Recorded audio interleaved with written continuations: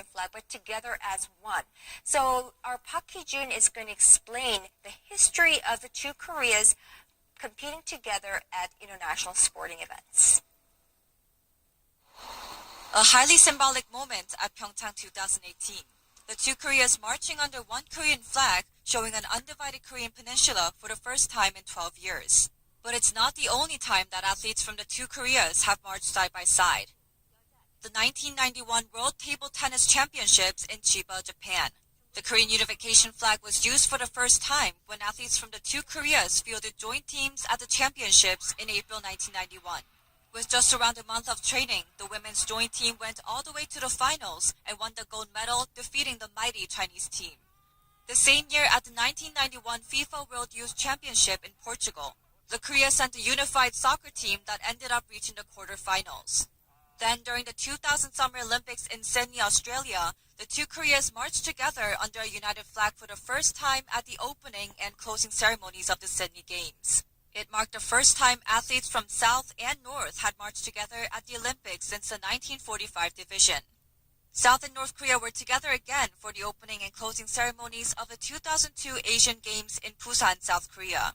It was the second appearance of the unification flag and the first time North Korea sent their Army of Beauties, the same cheerleading squad rooting for the two Koreas during the Pyeongchang Games. They continued to march side by side at the 2004 Summer Olympics in Athens, Greece, and the 2006 Winter Olympics in Torino, Italy, although they competed as separate teams.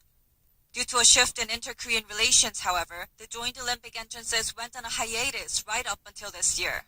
And today, the 2018 Winter Olympics in Pyeongchang, South Korea, never have the two Koreas competed under a joint flag during the Winter Games. Regardless of whether this will be a successful breakthrough for diplomatic ties, the Pyeongchang Winter Games will be remembered as a development where the South and North came together as one for the first time in over a decade. Park Hee-jun, Arirang News. So we just saw a history of the two Koreas competing under one flag and marching under one flag in past international sporting events. But Dr. Kim, really, those sporting events were very nice, very friendly, but they didn't exactly lead to a significant development or any kind of a change in inter-Korean relations. Do we expect any from this one? It's hard to tell. If North Korea thinks that it is not obtaining or achieving its strategic interests, maybe it would take a different route and pathway. One of the interests and objectives now of North Korea is to evade from any sanctions by international community in the United States by using these kinds of North-South relations. By visits from by visits of North Korean delegates and by visits from North Korean, art team and also athletes into South Korea. Already there have been a lot of, exceptions and violations of sanctions by this. So one purpose and objectives North Korea is already achieving, making the sanctions very much ineffective. Which I think would lead and further and expand into other areas of sanctions, which I think is a very important goal of North Korea. And also, further and further, maybe one of the strategic goals of North Korea is to bring the U.S. into a table to talk about the North Korean nuclear issues. North Korea already have made it clear that it would not give up its nuclear weapons. Now the U.S. is also firm in its stance. So those two different goals are not easily coordinated, and the South Korean government wants to coordinate these two different attitudes of these two states. So maybe if this goal can be achieved or not, I'm not very much sure about this, but this is the fundamental and ultimate goal of North Korea. So if North Korea thinks that, okay, we tried hard to develop North-South relations, and we tried to use these rapprochement to deal with and to use this as an important partnership with the United States. But if it does not get successful, I think North Korea would get back to its original position, develop its ICBMs and kind of pressure the United States, as ever.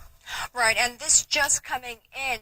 So the Minister of Unification Ministry, Cho Myung-gyun, is actually meeting with Kim Yo-jung and Kim Young-nam at an office or in a room, a special room at the Incheon International Airport. This we're getting just now. And happening now, Kim Yo-jung, the sister of North Korean leader Kim Jong-un, is in South Korea.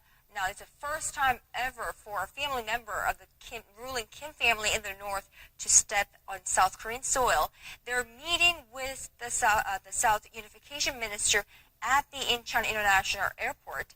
Now, it is very likely that they will travel straight to Pyeongchang after their brief meeting between the two sides, and Kim Yo-jung and Kim Young-nam and the rest of the delegation will travel to Pyeongchang.